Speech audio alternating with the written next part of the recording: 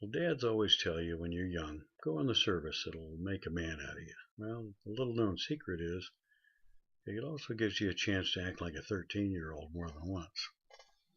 So we're talking early 70s. I was living in a barracks in the Navy, San Diego.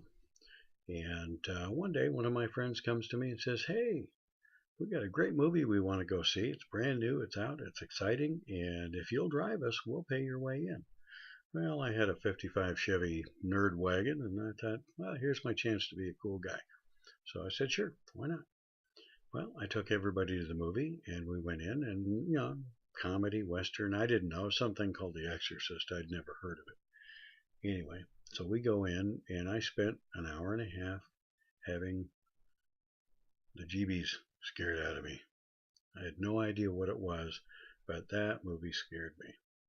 Anyway, so I sit through an hour and a half of that, and on the way home, I noticed it was really quiet in the car. I mean, total silence. At first, I thought it was just me. I'm kind of uncomfortable about the movie and, a little weirded out by it. But after a while, I realized everybody else is quiet too. Well, then I started thinking back, and I thought, through the whole movie, I think these guys were looking at me. They weren't watching the movie.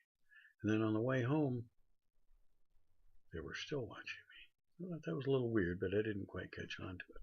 So we get back to the barracks, and I'm thinking, hey, we're all going to go and sit in the TV room or something and, tell stories about it, talk about it a little bit. Everybody goes, poof, they're all gone. Well, I'm by myself all of a sudden. So I thought, well, okay. I go into the TV room and I sit down and try to relax a little bit. Now, this being the 70s, there was no cable, so there's nothing on TV at 11:30 at night except for 4 little Indian heads and one big one going. Doo. So I sat and stared at that for a while, and finally got over being scared from the movie. And I sat there for probably, 30, 40 minutes easily. And I said, okay, I'm tired. Time to go to bed. I got to get up early. Well, it's a H-shaped building where the middle is the TV room and the bathrooms and whatnot, and the arms of the H are the sleeping rooms where all the bunks are, lined up heel to toe against the wall with the lockers going, 6-foot steel lockers going down the aisle. Well, I go in, hit the swinging door, and I stop for a minute and realize it's really quiet in here. Everybody else must be in bed already. So. Okay, I'll tippy-toe down to my bunk without waking anybody up. Well, I go tippy-toeing down the aisle, and I get about 3/4 of the way down when 5 or 6 guys come sailing down off the top of these 6-foot steel lockers, screaming like banshees, waving their arms and just raising, absolute hell, and it scared the goodies out of me. Believe me, I was ready to wet myself. That was scary. Well, of course, in keeping with my 13-year-old self, I ran screaming like a 9-year-old girl back to the TV room.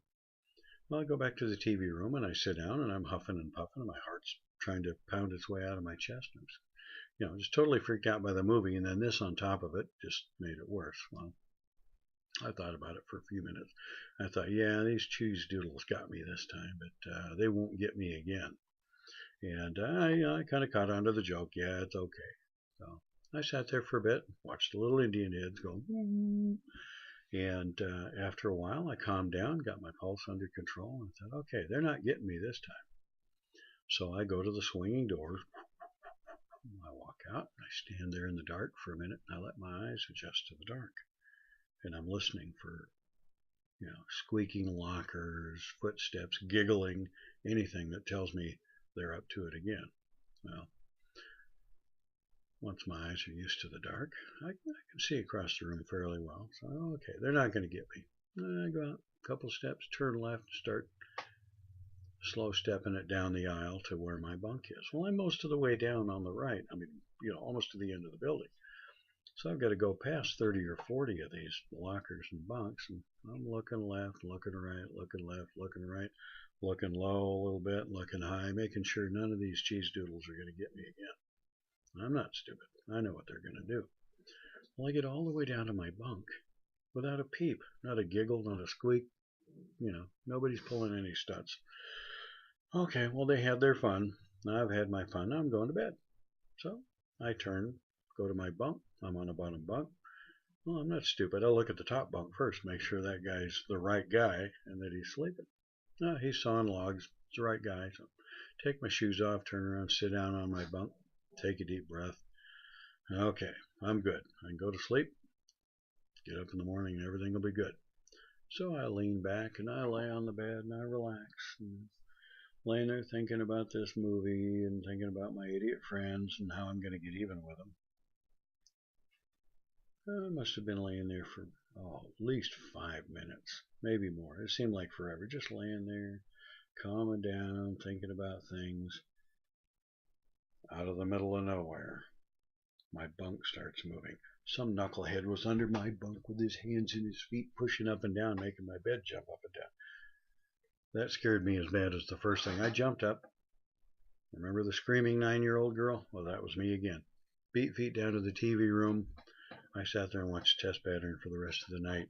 There was no way they were going to get me again, and there was no way I was going to sleep. So, anyway, that's my story, and I'm sticking to it. I'm Robert Power, and I'm represented by Sonny Che of Global One Ltd. Thank you.